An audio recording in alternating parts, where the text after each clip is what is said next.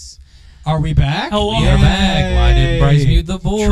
No one knows. Try the intro again. All right, here we go. Ladies and gentlemen, welcome to the Off the Dome Sports Podcast, your favorite sports podcast where 2 and sometimes 3 sports lovers sit and give their hot takes off the dome. I am Redfish. I'm Rebo Hustle. I'm Clown Car. And now we have some audio to come on through to this Off the Dome Sports Podcast. Rebo Hustle, how we doing? Surviving as usual. As usual. Clown Car, how we doing? I'm feeling great, man. Hey. No complaints. Truthfully. Great's a way to feel. I'll tell you that much. Gotta love when you're feeling great. Glad we have the comments moving to get us in order. This is why we can't have nice things. Thank you very much. You were very right about that. But just another day in paradise. Glad to be back on the pod. And as always, we're going to start it off talking about the team right down the road, just 20 minutes from here. And a team that is featured heavily behind us with our king, Joe Burrow, the LSU Tigers. Heavily on Concord's head. Heavily on Clown Car's head as well. The LSU Tigers this past weekend, Saturday, a little bit of a closer matchup than we were hoping for with the Arkansas Razorbacks. However, we did pull out the win 34-31. Clown Car, you were chomping at the bit to get in there. Tell us what you thought about this past LSU weekend. I was chomping at the bit, huh? Yeah, it looked like it. Look, I think LSU played well. I think we always play down to Arkansas every time we play them, every single year. And this week was no different. I didn't hate what I saw. Defense looked kind of slow, but the offense got moving at some point. And I know I'm sitting with a Jaden Daniels hater, but Jaden Daniels helped us win that game. So yeah, I mean, it was a prove it game. We talked about that last week. I think that we proved it in the second half that we wanted to win the game. The first half was a little shaky. Great. We sound weird. That might just be us. Yeah, that might just be us. We just sound weird. Let me try something. Let's see if this works. Let me know. Rebo, keep going. So we were shaky offensively to start. I'm really concerned that this isn't working.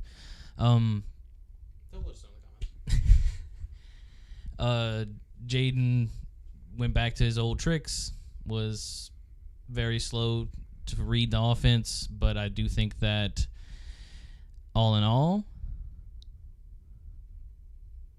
Is it still that way? Oh, is it better? There we go. Okay. We figured it out. Interesting. What am I talking about again? You were talking about how Jaden Daniels looked like a robot. Oh yeah, he was slow in the first half, and then we started executing and seeing when Malik was getting doubled. We go to our boy BT Cruiser, who had a great game. Cruiser. But yeah, all in all, we proved that we're better than middle of the pack SEC West team. I think this week coming is going to be another prove it game, and if we're going to be contenders for the SEC West title or not. But we'll get there whenever we go over Ole Miss. Yeah. My thoughts from the game. First half, obviously not what we wanted to see from our offense. Jaden Daniels went 7 for 14, 50 yards and a pick. Just not good at all. But second half was almost perfect, which I don't think can be overlooked. I mean, he threw almost 100% completion percentage in the second half. Threw for 240 yards and like four touchdowns, I believe. Like, had an absolute day in the second half. So it's the tale of two Jadens, really. And that's kind of what we've seen his entire year and 3 games at LSU so far, is that you're either going to get the Jaden Daniels who makes quick decisions, gets the ball downfield, and then performs really well and is somewhat of a Heisman candidate, or you get the Jaden Daniels who can't process, and then we lose the game because of it. I thought that was real interesting. That was one of the first games that we saw both sides in the same game. Yeah, it was. Most of the time, it's the same Jaden Daniels game throughout. Unfortunately, we got the not so great one in the Florida State game, and then we got the perfect one in the Mississippi State game. So we've seen both of them this season, and then we saw both of them in the Arkansas game. However, beyond the quarterback situation, I think the biggest concern for me right now with LSU is that secondary. I mean, Arkansas, while their receivers were really tall and really athletic, it's not like they have any like superstars at the receiver position. And I think all season long so far we've seen good receivers just blast our secondary. Deuce Chestnut, Denver Harris, and Major Burns are not cutting it right now. Zay Alexander's not cutting it right now. Unfortunately, we have the situation with Greg Brooks, which obviously prayers up to Greg Brooks with everything going on with him. We are seeing some positive progress with that, so we have to, of course, keep that in mind and really happy, of course. But, yeah, just looking at the secondary, it's not what you expect out of a school that's been called DBU for years. Facts. Thanks. No lie. Thanks, Clown Car. Appreciate that. Any other points of emphasis you want to talk about specifically from that Arkansas game that you saw that is important moving forward? I think it's important for my friendship with Rebo Hustle here that we acknowledge that at some point during the game he texts in our group chat, we need to bench Jaden. We need to start Nuss. Nuss is our guy.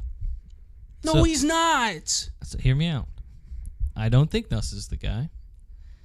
You think he's a better option, though, and that's like No. he's not giving us a better chance to win any week, any day. That's not happening.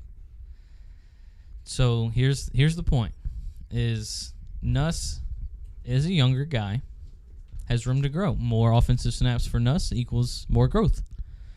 How many years do you think he's going to be in college? Is he going to be a Bo Nix? He'll 8 have another years 2 in years, college? at least. Deuce Chestnut. Thanks, Dut. Yeah, thanks. No doubt. But I do this thing to where if you talk crap on a player, all of a sudden they'll just start playing amazing. I'm really good at that, too. We are both really good at that. We went to the LSU baseball game, and the guy behind us kept on Jordan Thompson's case the whole game, and somebody was like, "Dude, why are you so serious about this?" And he was like, "He only plays good whenever I criticize him. If I start to praise him, it's over. He's just gonna go into a slump." So partially, it's that I want to talk crap just to get him to play better, because in my mind that's how it works. But on the other hand, I think that prime Jaden, whenever he's hitting, can win us a national championship. But the inconsistency can't win us a national championship. I don't think Nuss is buns, as some have said. Who said that? I believe you said that. Anyway, Okay. I don't think Nuss is buns. I think Nuss is a very good quarterback, and I think if you didn't have the running ability from Jaden Daniels that you do, Jaden Daniels wouldn't be our starter. Because I think as a passer, Nuss is a better passer. I mean, obviously. But we have Jaden there because he's the athlete. That's what I'm saying. That's that what I'm can saying. Get the job done. Like, Jaden Daniels will get it done with his legs. There's never been a doubt about that, is that as a runner, he is a very good runner. It is concerning how he does put his shoulder down and try to run over people who are 50 pounds heavier than him. Luckily, it hasn't led anything yet, knock on wood, that he wouldn't get hurt from that. But You call it scary. I call it grit.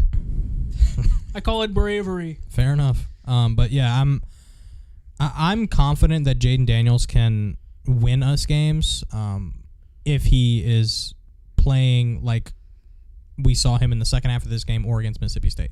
If he plays like that, LSU's a really hard team to beat, but the inconsistency does always run in the back of your mind when you're like, man, we do have Garrett Nussmeier back there who is an absolute gunslinger. Let's be honest. Garrett Nussmeier's arm is something that is really, really it sucks that we don't get to see it every week because he's a very talented passer. However, I'm not in the camp of sitting Jaden. Okay. I just played both sides, by the way. Yeah. My last take Switzerland. on the LSU Arkansas game is we got to see another start from true freshman Whit Weeks. Dog. And I was complaining for the first 2 weeks that we didn't have enough freshmen in the lineup, and because we had 0 starting freshmen, we got to see some of Lance Thomas, Lance Hurd. Lance Thomas. New York Knicks legend, Lance Thomas. We got to see a lot of Lance Hurd against Grambling. I wasn't impressed. We even saw him a little bit against Mississippi State. I wasn't impressed at right tackle.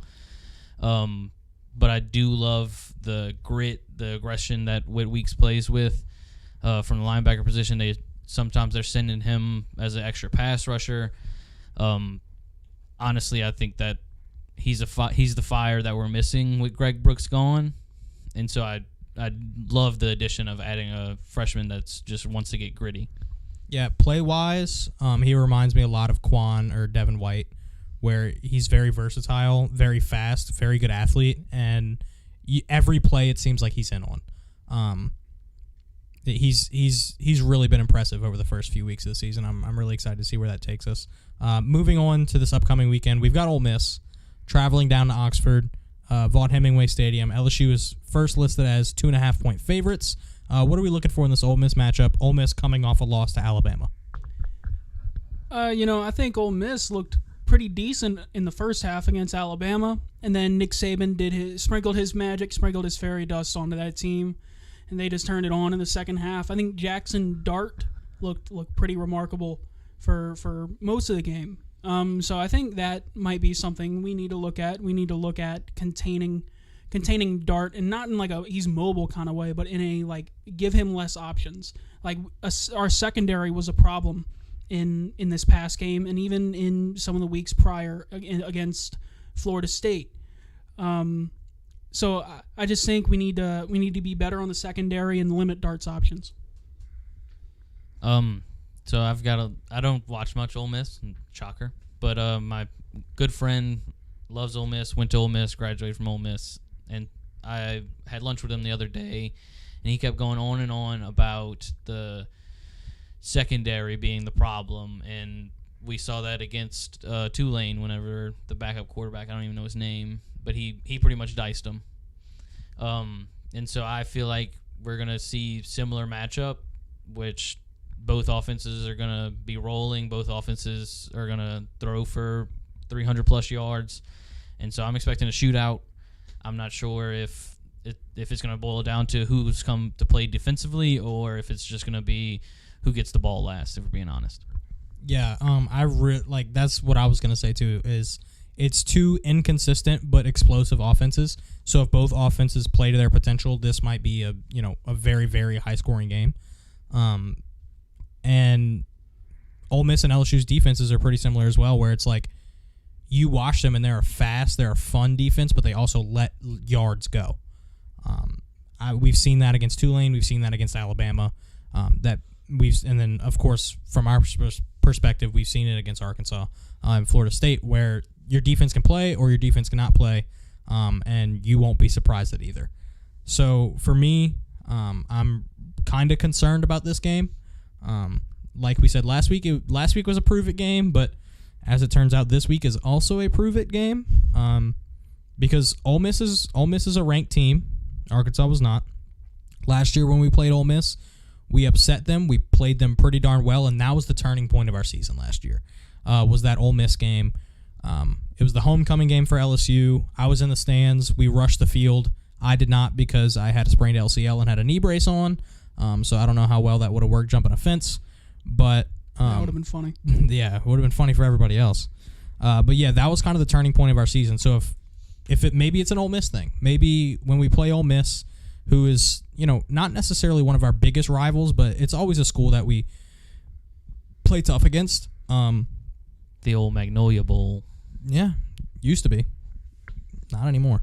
Yeah, I think if we can play like we did against Mississippi State, if our defense can take steps forward, and we get that good Jaden Daniels that we're talking about, even if we don't get 100% perfect Jaden Daniels, if we get about 85 to 90% of what Jaden Daniels can do, that is a winnable game against Ole Miss. We're going to go around, do score predictions as we always do. My score prediction for LSU versus Ole Miss, I'm going to go 33-30. LSU wins the game. Cover. I'll one-up you. Okay. 35-32. All right. Cover. LSU, of course. Well, Better right, be, of course. Right.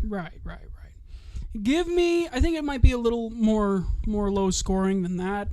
Give me 28-24 LSU. All right. So we've all got LSU winning. We've all got them covering. I mean, are we a little biased? Yes, but also I think we can do it. The Dut does not have confidence in LSU. Wow. Has us losing 41-31 from the rafters. Dustin just dropped in and dropped that bomb on us, unfortunately. Well, look, truthfully, if we give up 41 points, we probably deserve to lose. True. Very true. Bet the over no matter what it is. Agreed. Thank you, Sound Man. Another team that covered this past weekend, but unfortunately didn't bring out the win was the Saints. Our other favorite team. And while we did cover, as we'll talk about in the betting segment, an absolute fourth quarter collapse out of the New Orleans Saints. We're going up 17-0 at halftime. Derek Carr unfortunately goes down late in the second quarter. And we have found out now that it's an AC joint sprain. He'll be out for an undetermined amount of time. They're still leaving it open for him to play this Sunday. I highly doubt it. I would expect it 1 to 2 weeks, and then he'll make his return. So we'll be with Jameis for now, who we saw in the game. Didn't play terrible, but we did not win. Jordan Love decided to win that game for the Green Bay Packers. Put the team on his back. We lose 18-17. What did we see in that New Orleans Saints game? Biggest takeaway is the biggest takeaway is that the worry of the offseason that we didn't make an offensive coordinator change has reared its neck yet again. We have the ball on 35 with 1:30 left, and it's 1st and 10, and we run 3 pass plays in a row. That's just unacceptable. That was our chance to go up and win. There's no way that you don't run the ball on 1st and 2nd down, and if you're close enough, you run the ball again. If not, you try to get the first down, and that's how you're just going to have to play it. But to have your backup quarterback in the game and to sit there and throw 3 just sit there and throw 3 pass plays in a row when the game's on the line is just unacceptable. Yeah, I mean, I completely agree. I mean, you've got less than 2 minutes left. You are down by 1 point, and you're in field goal range.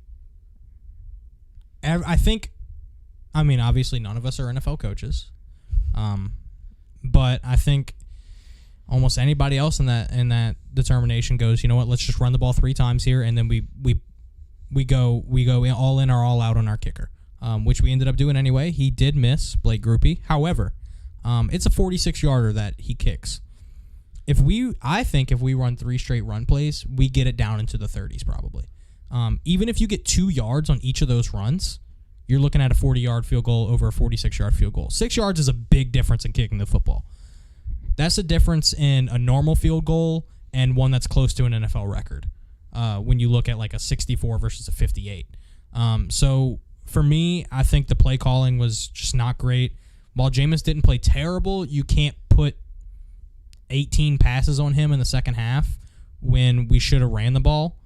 I mean, yeah, like Mustang, I should say, as the OTD people know, should have ran the ball in general more. I agree. Kendre Miller's first game back, we should have let him show off what he got. Kendre Miller, Tony Jones scored 2 touchdowns for us against Carolina. Like, let's just run the ball. Let's see what's happening. We're winning the game. And yet we pass the ball and we keep time on the clock because we keep throwing incompletions. We simply should have just ran the ball more, and I feel like we would have came out with a win. Pete Carmichael should be on the hot seat, in my opinion. Kendre was 9 attempts for 36 yards, which is an average of 3.88 yards per carry, which gets you the first down. So you're telling me we could have got a first down and then kicked a field goal that would have been about 38 yards long. Correct. I think the whole situation is just super unfortunate. I mean, we play pretty well in the first half. Defense looks incredible the first half. Shaheed gets the return for the touchdown in the first half, but then Carr goes down in the first half. And that's where our problem starts, because once you lose that quarterback, I think Carmichael just got really flustered. He's like, what do I do? What do I do? We lose our quarterback again. So I don't think Jameis was necessarily bad. I think the scheming as a whole was kind of rough, like you guys were saying. So like we got outscored 18-0 in the second half. And even though Groupie misses that field goal at the end, I mean, there was a whole lot of game before that. And truthfully, the offense didn't look perfect in the first half. They haven't looked perfect yet this whole season. But because we kind of caught them on their heels, the Saints, they go up pretty big, pretty early. So it's just unfortunate. All you can do is kind of brush that off, start looking at next week. Yeah, the thing I hate the most, I'll say, is that a lot of people on social media are blaming Blake Groupie and blaming Jameis Winston for the loss. It's neither of their fault, in my opinion. No, not at all. And I don't think it's the defense's fault either. Because here's the thing. Yes, the defense allows 18 points in the second half. But the defense is like... The defense was on the field most of the second half. Oh, we're going to get to that, Mustang. Don't you worry. The defense was on the field most of the second half. They're tiring out. They're not going to be able to stop them the entire game. And also, in my opinion, if you hold a team to 18 points in the NFL, you should be able to trust your offense enough to win a ball game. That's just my opinion. In the current NFL, where points are scored more than we ever see, if your defense can hold them to 18 points, 0 in the first half, that defense is playing well enough to win you a football game. And we just didn't. And I think we said it all last year, and we were hoping things would change with more chemistry and more time, but it just seems to come down to coaching, where when we get into crunch time and it's time to, really turn on that last little switch to make sure we win a football game, I don't think we have that. Preach. Fair. All right, there we go. Quick shout out to Alontae Taylor. Yes. He was Played out his mind. he was all over the field in that game. I mean, he looked like a DB1 in that game. So shout out to him stepping up with who was it? Adebo that was out. Yeah, Debo was out. Stepping up and filling a pretty big role, a more prominent role in this defense. So shout out to Alontae Taylor. Yeah. If you follow us on Twitter, _dome pod, you would know that we're part of the No Network, and the No gives a player of the game after every Saints game. So follow, obviously, at Be in the Know. And Alontae Taylor was the player of the game for the Saints. Every week we do that. Thankful to everybody in that network. Justin Watson, Saints UK, does a lot of the Saints work, so shout out to those guys. But Alontae Taylor definitely had a great game. I know that Mustang was very, very excited about it because no man has ever been a bigger fan of Alontae Taylor than Mustang. And he's called it from the beginning, so we have to give him his flowers. Did Alontae Taylor let up a couple passes that I saw? Yes. But also, when you have like 6 pass breakups and almost pick, and you're stopping people in the run game and getting sacks, I mean, he was all over the field, looked absolutely fantastic. I think he got his place to shine. Marshawn Lattimore still playing like one of the best corners in football. So that defense is not a question in my brain right now. There's nothing wrong with the Saints defense. I mean, if we had an even serviceable offense, I think this defense can carry us to a playoff win. It's just we have to figure out the offensive problems we have going on. I hate Mustang sometimes. Giving himself flowers. Yeah, he's giving himself flowers This guy in the just chat. put flower emojis in the chat. To himself. I'm sick. That's why he's not on this podcast. I'm just kidding. Yeah, He's not on this we podcast. kicked him off. Yeah, he's gone. No longer on here, even though we're currently using his room to film. Anyway, so, let's look forward on the Saints rather than looking in the past now. We're playing the Buccaneers on Sunday, a team that is also 2-1. Pretty big game. We have a 3-way tie for first in the NFC South right now. However, the tiebreaker technically does go to the Falcons if the season were to end today, just because they have a divisional win by more points than we have a divisional win by. Crazy tiebreaker. I saw it today on the X, some would say. But one point I did want to bring up, thankful to Soundman in the chat for bringing it up before I did. Alvin Kamara's coming back in this game against the Buccaneers. He's really excited to be back, as we saw on social media. Posting videos and photos of himself coming back.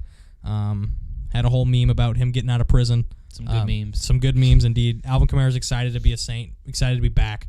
I'm excited to have him back. I think he brings a new wrinkle into the offense that we haven't seen yet.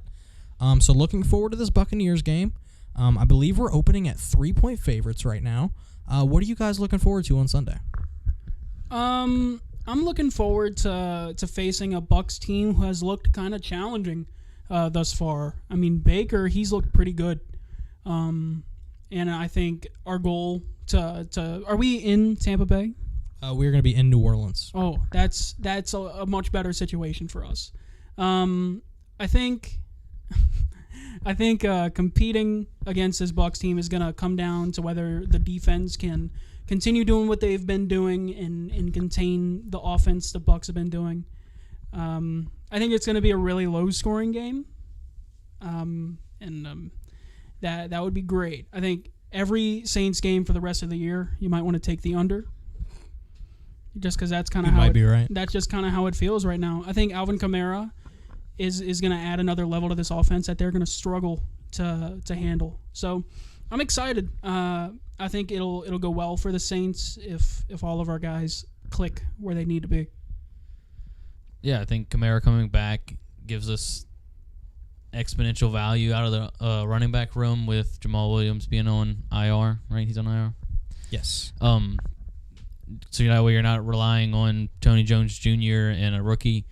But I do think that if Jameis gets to start this week, this is going to be basically his 2-year anniversary of when the Bucks tore his ACL. And he once played for the Bucks, so I'm expecting a revenge game from Jameis Winston. 7-touchdown game. I wouldn't say 7, but I do think that there's going to be moments that we're going to be like, oh yeah, this guy was our starter 2 years ago, and we were happy with it. Yeah. Yeah. Listen, you know how I feel about Jameis. I've made that very clear throughout his Saints career. I think that we can expect. I won't be shocked if we get a 3 to 4 touchdown game out of Jameis. That would be wonderful. I mean, has Carr even thrown 3 to 4 in the season? Yes. I mean, okay, fair. I think Shaheed does too, and Olave has too. Olave doesn't have one. Oh. Found that out today. Wow. I know Feels Jimmy like Graham he has like 4. Yeah, he has. I found out today that he has the most yards in the league without a touchdown. Out of any player in the league, he has the most all-purpose yards without a touchdown. Wow. Shaheed has 2. Graham has 1. Mm-hmm. That's all I know. Yeah. So here's my things to look for in the Bucs game. Number 1, when is this offensive line going to figure it out? Hey. Because that is a thing. No, I understand Trevor Penning had his best game to date. I understand that. It was beautiful. It was. He had his best game to date. Congratulations to Trevor Penning. That doesn't change the fact that the Saints offensive line is playing like a bottom 5 unit in the league right now. Like, let's be honest. Rashawn Gary got 3 sacks, 2 of them being on who's supposed to be our best offensive lineman in Ryan Ramczyk. And not only that, but I saw multiple plays. We had 5 blockers against 4 rushers, and we got pressured and sacked on one of them. I mean, there's no excuse for that. I think the communication's off between the O-line. I don't know. Cesar Ruiz going down early in the game didn't help us, having to switch around that line. I think we moved Hurst to right guard, put Pete in at left. So that doesn't help us, for sure, not having a healthy offensive line. But Hurst and Pete have played enough games in the NFL where they should be able to step in and play their role. And we just didn't see the offensive line succeeding. And it's not a great situation to be in when you're going against a Tampa Bay line that has a lot of talent on it. We've got Vita Vea and Kalijah Kancey. Kalijah Kancey's a rookie, but he got drafted in the first round for a reason, even though Reese doesn't like him. I think it'll be a challenge. If the O-line can figure out how to keep up Jameis Winston, I think it'll be a much better game than we're expecting. I would still take the under. However, adding in Kamara, a player that Pete Carmichael is familiar with, if the O-line can stand up, and I know our defense is going to come to play. Score predictions, I'm going to go Saints 23, Buccaneers 17. That's very similar to like what I'm thinking. I'm thinking like Saints 24, Bucks like 14. Yeah. Blake Grupe's going to go perfect this week, by the way. Perfect. After missing that field goal last week, he's going to take it to heart. He's going to go perfect. Yep. Yeah, I agree that the Saints offensive line is going to have a challenge this week with edge rushers like Shaq Barrett and an interior rush that no matter what is going to get the push, or they're they're known for stopping the run. Eric McCoy had a tough week last week because we started sliding towards Rashawn Gary, and that left McCoy one-on-one with Clark. I forget his first name. Kenny Clark, and that resulted in a sack. And so I do think that the 5 guys we got are dogs. I think that they are grinders. I think that our offensive line coach isn't going to let them just stew on that. mind you, our offensive line coach is a former NFL head coach in Doug Marrone, who had some success in the NFL. So it's kind of odd to see. But continue. I don't think he's going to let them stew on that. I think that we might see, and we've already saw a great improvement from week to week from Trevor Penning, and so I expect to see that from week to week from the entire offensive line this week. And so that's why I think that the Jameis revenge game is going to happen. My final score prediction, 28-20. All right. That's an over, I believe. 28-20 has to be. I don't know what the line's at, but we can talk about that in just a second. I'm about to say, you're telling me 48 is going to be the line? No, it's going to be like 40 on the dot. Oh, Dustin, you have fallen for my trap card. Oh, my God. Dut. I have Dustin no just idea. commented, Here we go. honest opinion on Brissy versus Nolan Smith after 3 games. I'm going to let him go while I look up Nolan Smith stats. But talk about Please Brazil. do that because I have no Talk about idea Brazil. what Nolan Smith is doing. But I think that Brian Brissy, we didn't see, he might have had like 50% of snap shares last week. But the 2 weeks before, we saw some great pressure from the inside, and that's what you drafted him for. He's kind of a guy that really wants to get involved in every play. And so, like, we see him, even if the play's over, he's going to run to the ball. Right. And so I personally love a guy that will get out and go. And I think that Brian Brissy has some potential to be one of the best pass rushers in the middle. Yeah. Okay. I personally love it. First of all, Don't tell me that he has like 6 sacks. No. Don't First tell of all, I have to acknowledge the chat where Soundman said 4-2 Bucks. It's going to be Triple safety. 3 safeties in the game. Lots of booms in the chat as well. So Nolan Smith on the year has 1 tackle. Yeah, take that. No other stats. Take that. No other stats. Just 1 tackle. Guess who has a half sack? Listen, as a guy who hated on Brian Brissy from the beginning, he started to grow on me. Is it partially because I live with you and I have to hear about Brian Brissy 19 times a day? Yes. Do you want to watch his high school film? Because it's No. great. Is it seen also all. because I think he's playing better than I expected him to this early in his career? Also, yes. So I'm impressed with Brian Brissy. I'm going to trust the Saints made the right pick there. And I just love our defense. Speaking of interior D linemen, I'm impressed by Nathan Shepard recently. Hey, he's been fantastic. Shout out Nathan Shepard. Our defense really has been good. You can't hate on the Saints defense whatsoever. Cam Jordan was trying to put the blame on himself on Twitter like he always does, and Well, I'm like captain. Cam, He's a captain yeah, of no. the team. Captains do that. And he got paid this offseason. He's on his last run here. He's gonna retire. He's gonna be a lifetime Saint, and you've gotta love the attitude that he brings to the team. But the blame shouldn't be put on them. The blame shouldn't be put on any one person for this past game. There's a big, collaboration of problems. It was not to be overlooked. It was the first home game at Lambeau of the year. Yeah. The energy there is unbelievable towards the Packers, and they haven't lost at home on their opening game in a while, I think they were saying. Yeah, I think it's been like 18 straight home openers or something. Yeah, so the odds were already stacked against the Saints. They have that magic juju energy going on. I don't know. Last point about the Saints before we move on to our next segment. The Buccaneers last night played, ended up losing to the Philadelphia Eagles. Only scored, I believe, 11 points. One of those kind of being like a last 6-minute touchdown where the Eagles were kind of, taking their foot off the gas pedal. So that is a good look for the Saints as well, that the Buccaneers kind of had their worst game going into the next week. So we've all got the Saints winning. We've got LSU winning. We got the Saints winning. So we're being homers, but I think it's also 2 very winnable matchups. So we're not trying to be too biased here. Well, they knew we weren't going to pick against LSU. We're not going to pick against them until we get to some games later in the season that we might have to. I don't think that's going to happen. I'm talking about myself. Anyway, let's talk about something we did a lot better on than the Saints did. We had some wins this past weekend, and that's when we talk about the rhythm and blues bets of the week. And then we've got Clown Car in here too. That's what y'all are calling them, the rhythm and blues That's bets. the of name. the It week? was B&B, and now it's R&B. R&B is rhythm and blues. So here we go. That's very true. I wonder what that stat was then, Byron, It's some crazy stat. because we did Jordan Love came in and we the end did of that game, absolutely- and it didn't look great. we did absolutely beat them week 1 a few years. I don't remember. I want to say it was week 2 though. Like I don't think that it was the opener because I remember them saying the same stat during Yeah. the game. I don't. We'll have to do some research. Who knows? We're ballparking it. They're but historically good at home. last week's bets. So I went 3 for 4 on my legs of the parlay, and of course we advertise these as parlay, but you can take them as straight bets too, if you want to guarantee money rather than getting a lump sum. But last week, we did our 4-leg parlay. Each of us went 2 NFL, 2 college.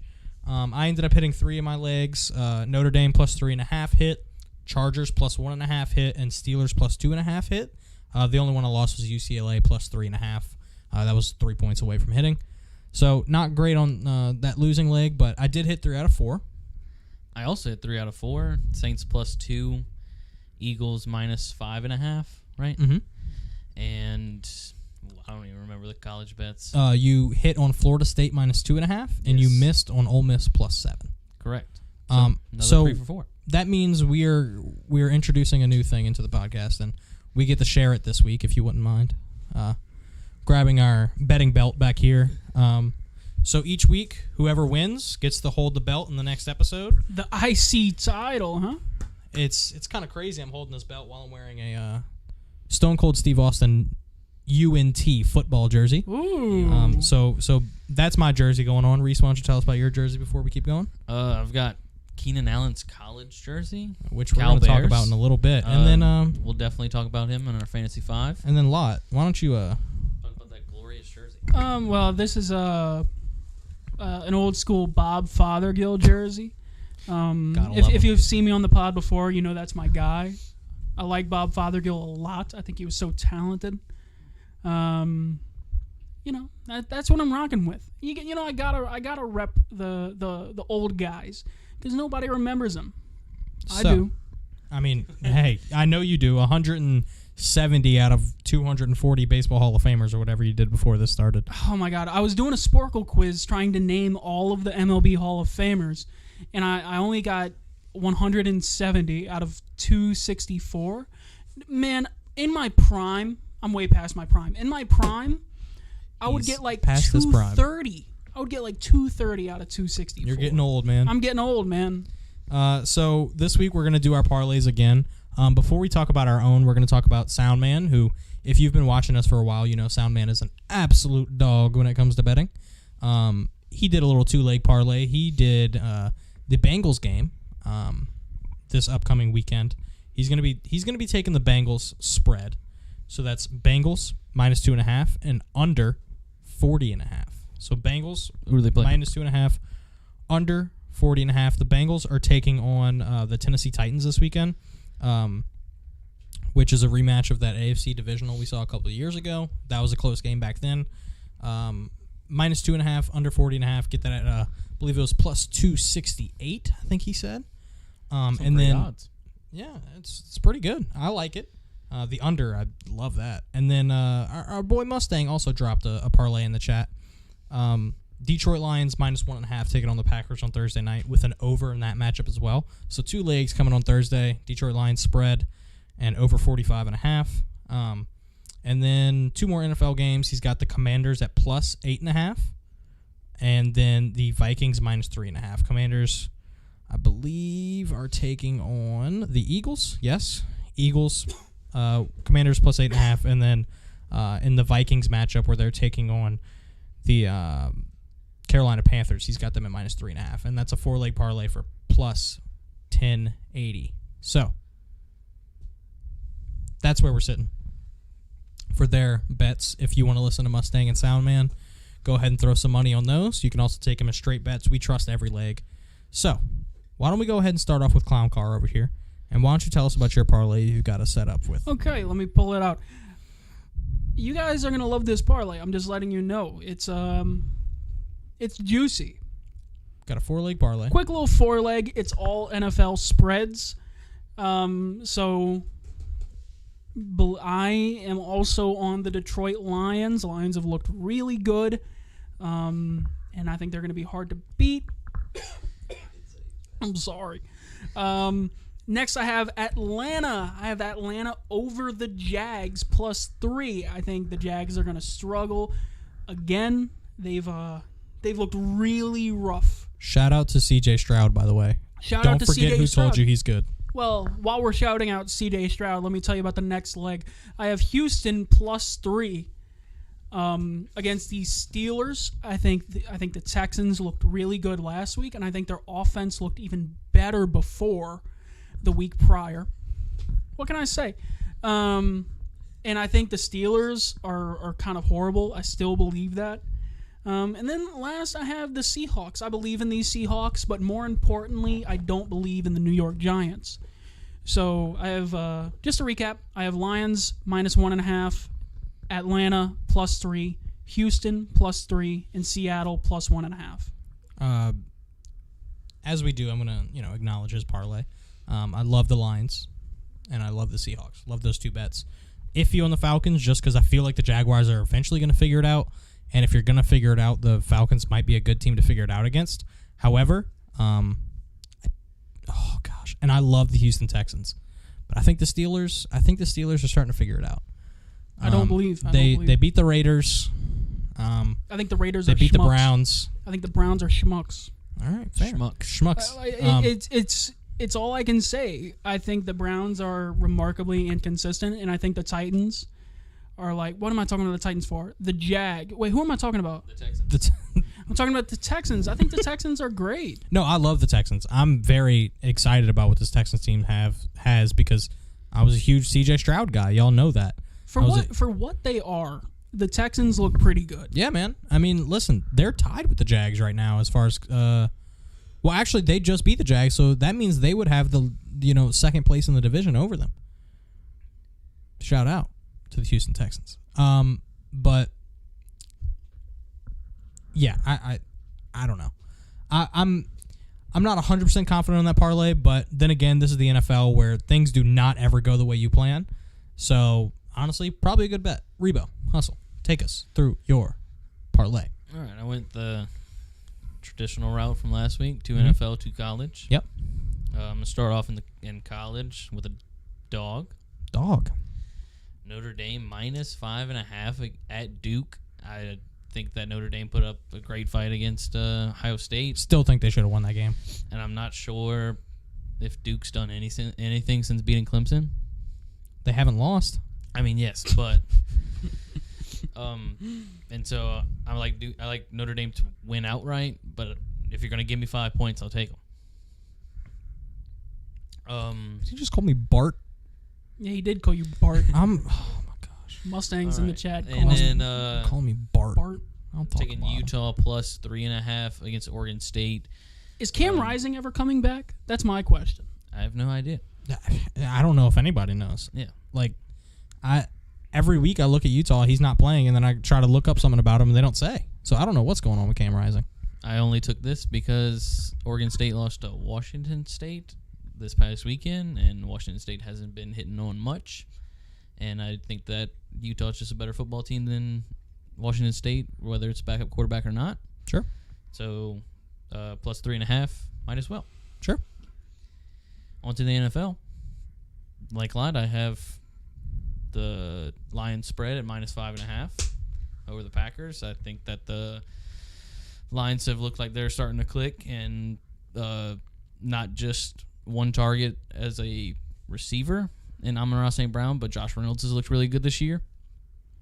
And then my last part of my parlay is Vikings -3.5 against the Panthers. I think that we keep seeing more and more from the Vikings each week. They won a close game last week. I forgot who they played already. But I think that the Vikings will dominate a Panthers team that is still struggling. Who did they play? Who?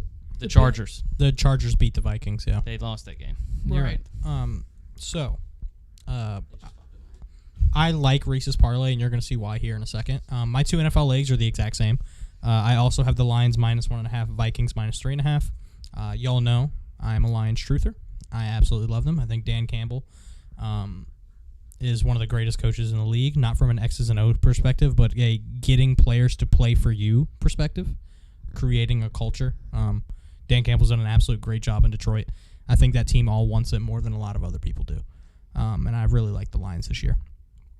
No, I am not shaking. Sam Laporta is a fantastic player. I love Sam Laporta. Yeah, you do. That's my guy. And he's been worth every single bit of that draft pick so far.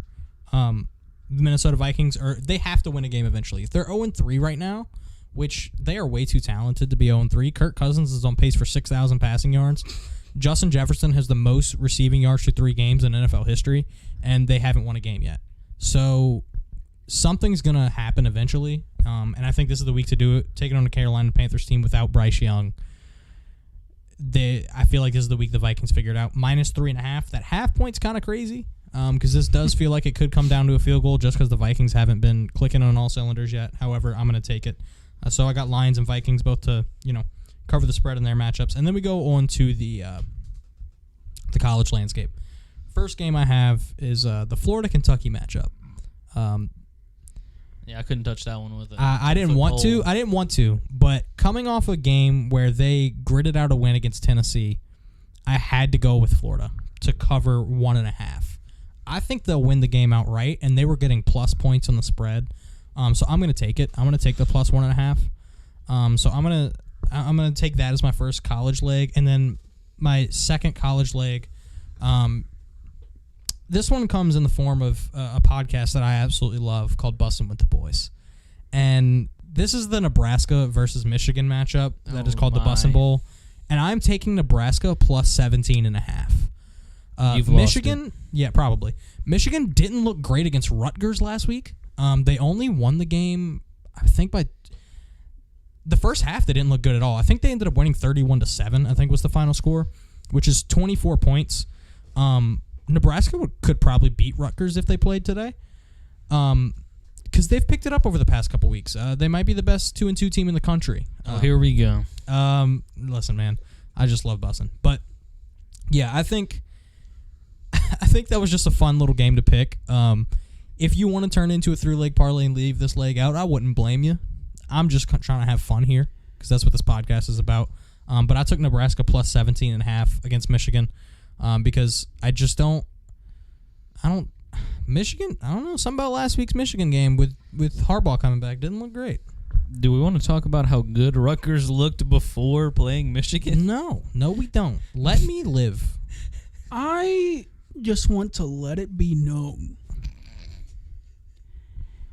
that Rutgers is decent this year. No, we're not. I'm not talking about Rutgers anymore. Let's get a grip.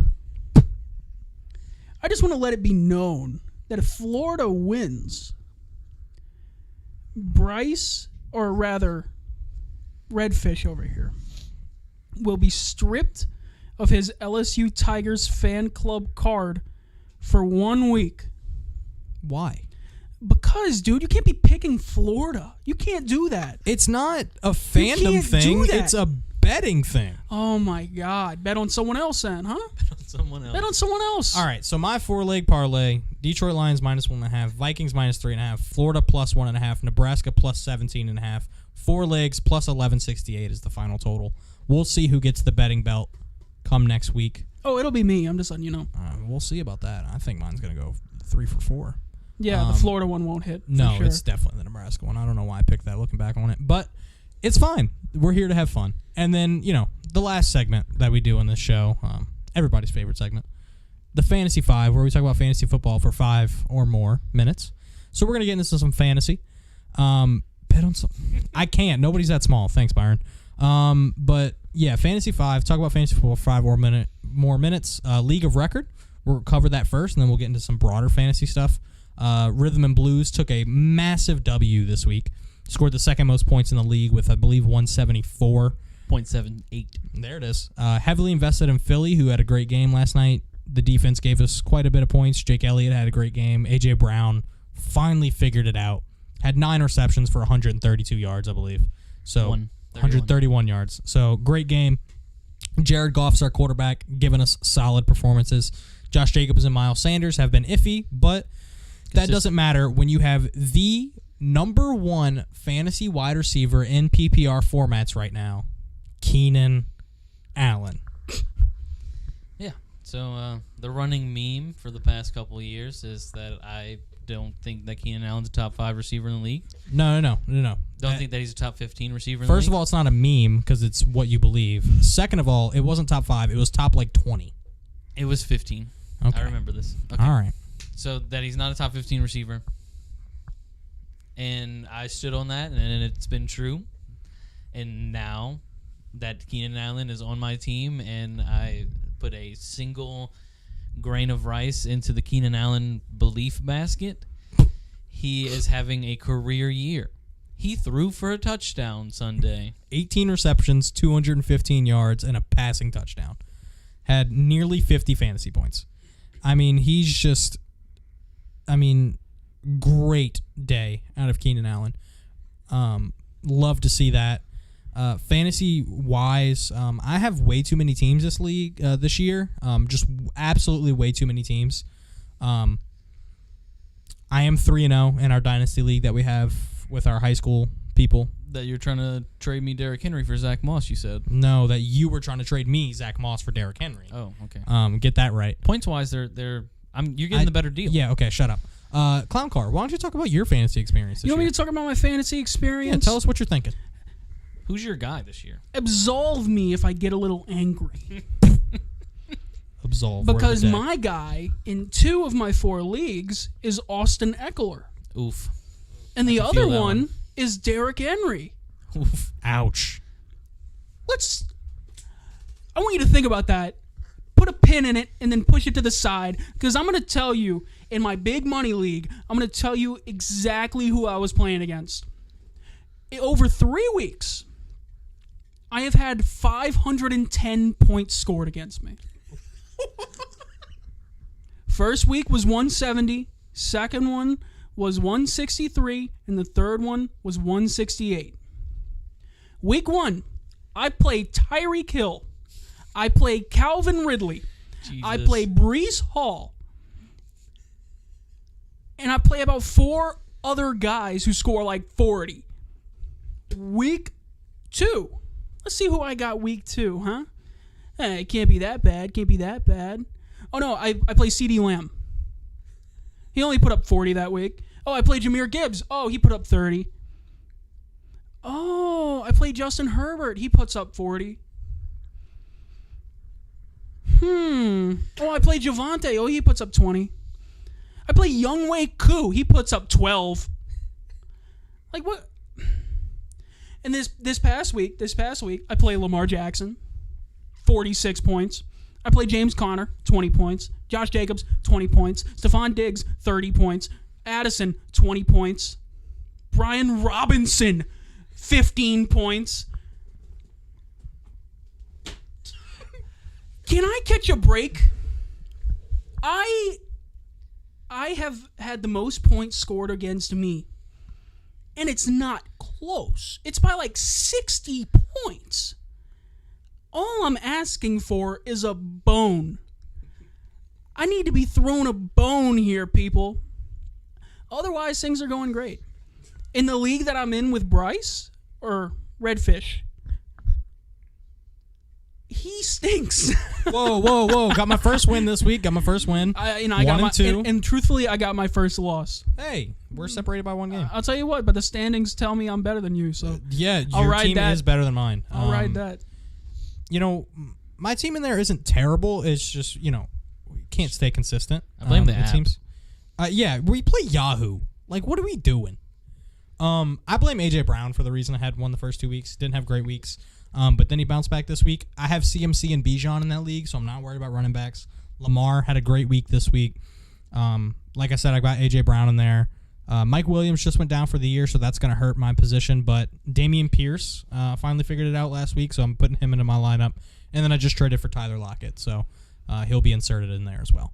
So I don't feel bad about that team. If I'm 1-2, I'm 1-2. It happens. But the two leagues that I care about the most, our Dynasty League and Big Money League, I feel good about our teams in those. So I'm riding the high. Let's talk about, maybe your favorite player you have this year that's surprising you. If you guys can try to figure that out. It doesn't even have to be a player that's on your team, just a guy who you're like, man, he's really had a good year, and I'm really surprised by it. Or if you want to go the opposite way and be a negative Nancy and be like, man, I drafted this guy in all of my leagues and he sucks. Oh, then let's talk about Derrick Henry. Yeah. Let's talk about Derrick Henry. Yeah. Let's talk about the Tennessee Titans. And I want you to know that I mean this with the utmost sincerity. I have lost sleep over this Tennessee Titans offense. This disgusting, abysmal Tennessee Titans offense. They're using Derrick Henry like he's Joe Schmo down the street and not a 6'4" running back. I draft Derrick Henry. It's a salary draft. It's a salary draft in the league I have him. I draft Derrick Henry with a quarter of my budget because I think, oh man, this guy is going to get the reps he usually gets. This guy is going to be great. Newsflash, Adam. That's not the case.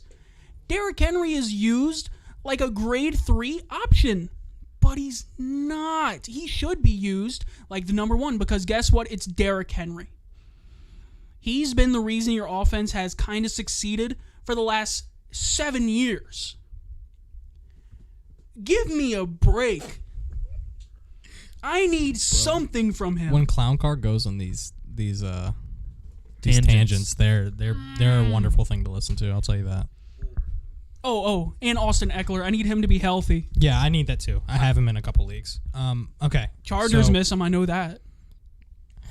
So I love the passion that you speak with, and I have Derrick Henry in multiple leagues as well, and he is making me angry, especially in our sleeper league, where I don't mean to be that guy, but if you look at my team, it feels like a championship caliber team, and then I have Derrick Henry putting up 4 points. Very hurtful. However, my biggest surprise so far, Raheem Mostert's a really good one. Thanks, Dutt, in the chat. I do like that one. My biggest surprise so far, and maybe not necessarily a huge surprise, but a guy who I'm very pleased with that he's performing as well as he is, because I have him in, out of my 11 teams, I think I have him on 7, I counted last night, Jordan Addison. I have Jordan Addison, lots of shares of him, and I'm very happy with what he's doing because he's locked into my flex position at this point. And he's putting up the points I need him to. He's wide receiver 22 on the year in most PPR formats, which for a rookie wide receiver to come in and be the wide receiver 22 in the season, that locks you in as a wide receiver 2, and I'm using him in the flex. So he's doing great for me. I'm really, really excited about where Jordan Addison's at, and I think he just has all the potential in the world. He scored 2 touchdowns in the first. Over the first 2 weeks, he scored a touchdown in each. And then this past week doesn't score a touchdown, but still puts up 16 points. So great week out of Jordan Addison, and he's been great every week so far. So I'm really excited to see where he goes. I'm really glad I have him in most leagues. The only league I really want him in is the one I can't get him in, and that's because Mustang has him in our Dynasty League. So if I can figure out a trade for him, I will do anything I can to do that. Send him Derrick Henry straight up. I tried. He won't go for it. All right. So my guy, we may or may not have made a waiver wire claim for, which is the wildest thing. Thank you, John Haley. Thank you so much. In our Big Money League, our league of record, he drops what is now the tight end 2 in Sam Laporta for Kareem Hunt, who put up like 2 points last week. Is it shaking? Oh, it's shaking. No, you're still. I'm still. All right, let's just give a little rundown of what What Sam Mr. Laporta's Laporta's done. Yeah. Hang on. Before this, can I throw a little shout out to Zach Moss? Yeah, go ahead. I picked up Zach Moss after week 1. He's been great, keeping me in these games. Me Too that in Dynasty. I also have Zach Moss in keeping me in multiple these leagues. games that I keep losing. Shout out Zach Moss for being Jonathan Taylor 2.0 for that Colts offense. No, but sorry about that. Tell me about Sam Laporta. Tell me about Mr. Iowa. So week 1, I didn't expect to see much of him. I mean, because they played the first game of the year, but he still got 5 targets. Went 5 for 5 for 39 yards. That's, if you're playing PPR, it's 8.9 points, which is pretty solid from a tight end position. Yeah, I mean, the tight end position at this point, you have like 4 guys who will consistently score double digits. After that, you're just throwing the dart at the dartboard and hoping somebody sticks. And then week 2, 5 for 6, not bad. Target share's okay, but he had 63 yards. That's 11.3 points. This past week against Atlanta, evidently Jared Goff only saw Sam Laporta because 11 targets for 8 receptions and 84 yards and a touchdown. That's 22 freaking points.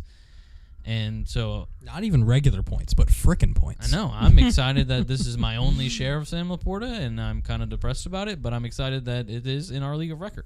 Yeah, I mean, I'm super excited about Sam Laporta. I remember they drafted him while we were at that LSU baseball game. We were watching the draft from our seats, and I stood up and screamed because my Detroit Lions drafted Sam Laporta and Brian Branch on the same night. One of them has a pick 6, and one of them is the tight end 2 in fantasy football right now. So great time for my Lions. But yeah, I love Sam Laporta as well. I'm really glad that he's on our team. And, but the bad part about having Sam Laporta is he's on our bench right now. So it's because we have George Kittle, who also just had a really good week, and he's in a really good offense. So it's hard to say we're going to start Sam Laporta, but also it's really fun to say that he's on our team. So we'll have to navigate those waters. It's kind of tough when you're in a 14-team league and you have tight end 7 and tight end 2, and you really have to play matchups. And then you're looking at this week, the Niners play Arizona. Who knows what happens? Yeah, and then Dutt's got a terrible tight end, so he could always make a trade for one of them if he cared. Oh yeah, he could. He's got Dalton Kincaid, who had 2.3 points this past week. So if he's looking to help us out, we'll look to help him out. Maybe move George Kittle. Just saying. Maybe Dropping so. hints. Can I throw you guys a little pod of knowledge? Sure. I love a good knowledge pod. A little insight to how unlucky I am in fantasy football. Tell us. In that same league where I have Austin Eckler and Derrick Henry, one is out, the other is putting up career low numbers. I also have Garrett Wilson loses his quarterback on the first play of the year, a Hall of Fame quarterback in that, and now he has fighting BYU throwing at him. Zach Wilson going after Cougars. He doesn't know how to throw a football. And you know who my wide receiver 2 is? Jalen Waddle. Concussed. I cannot. It's a bad time. I cannot catch a break. You know who the best player on my team is? The Saints defense. Wow. The Saints defense. Wow. They put up great points every single week. That's a bad time to be a fantasy football player. I honestly feel bad for you right there. Dude, I can't do anything about it. All I can do, keep playing my game. Fair. That's all you can do. I'm a good GM and I know it. Hey, that's the spirit. That's all I can do. Any last thoughts before we head on out of here off this OTD episode, boys? Byron said, or Mustang said, clown car. October is right around the corner. That's true, y'all.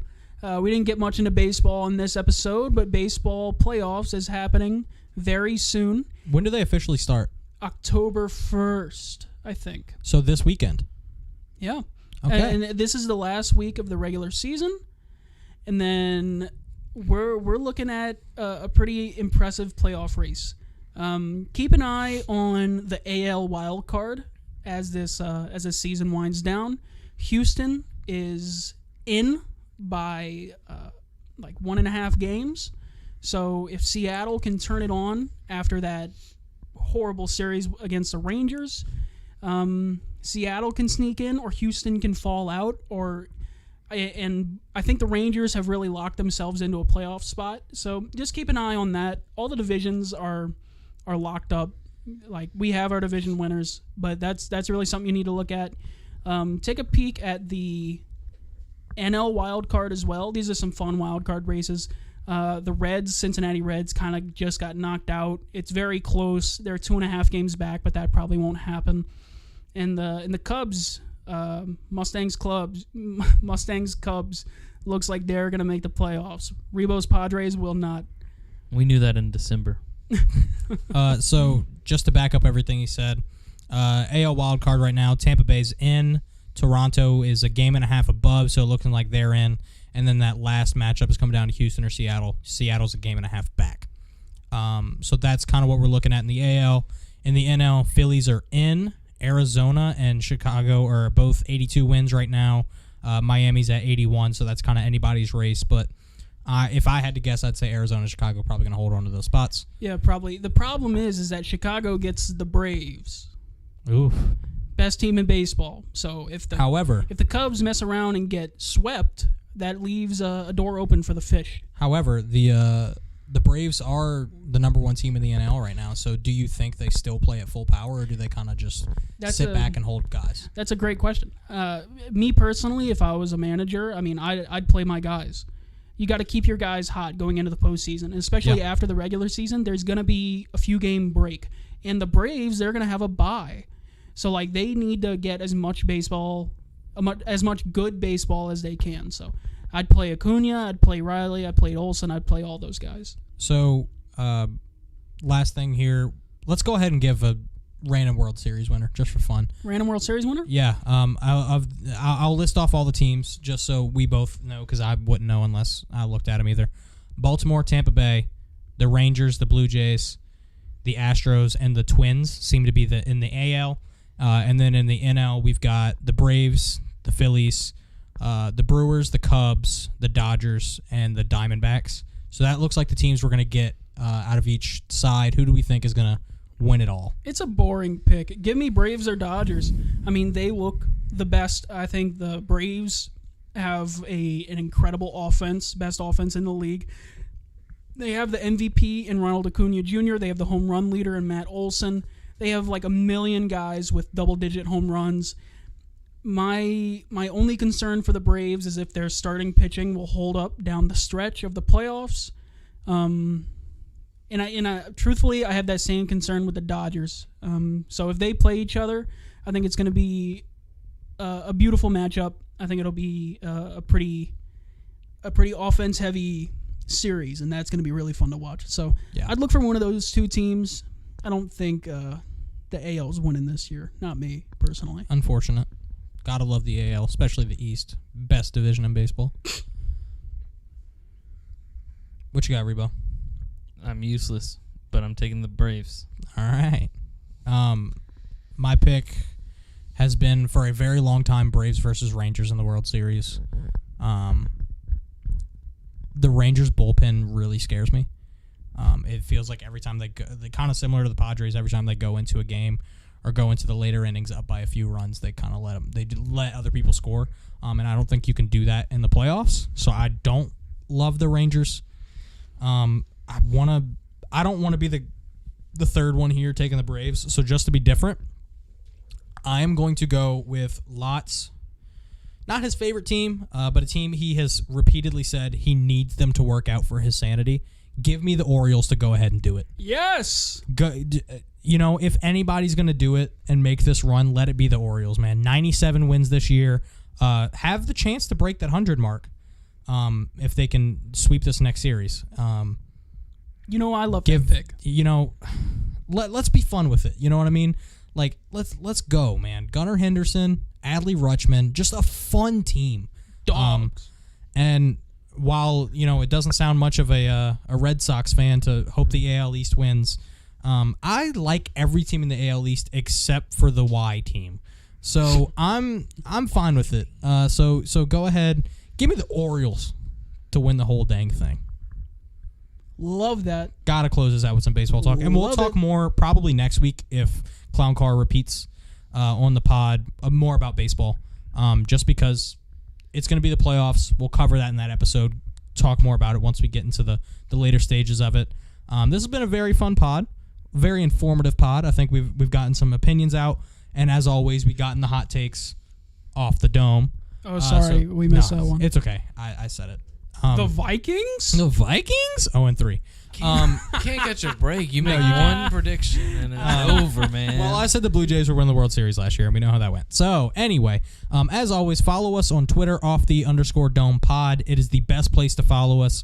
It is now known as X, but I'm still going to call it Twitter. That is where we do the most posting, and it's the easiest for us. So, if you want to, always stay in touch with us over at OTD, make sure to follow us on there. Growing every day, very excited about it, and that's thanks to our boys with the No Network. That's growing every day, getting bigger and bigger, and very excited about it. Tons of podcasts, articles, fun stuff going on. I mean, just a great place to be, and we're very happy to be a part of it. So make sure to follow at Be in the Know on Twitter. Everybody who's associated with it, Ethan, Dave, Patty, the new podcast we're bringing on with Nick Anderson, former Tulane player. Talking that, make sure to pay attention to everything we've got going on at the No Network. KNEAUX, the only way to spell it. Be in the know. Always follow OTD on Facebook, on Twitter. We are very excited about everything happening. I have been Redfish. I've been Rebo Hustle. I have been Clown Car. And you've seen Mustang, Soundman, and Dut in the chat. Big old group here celebrating OTD, celebrating the Saints, and we will see you next time.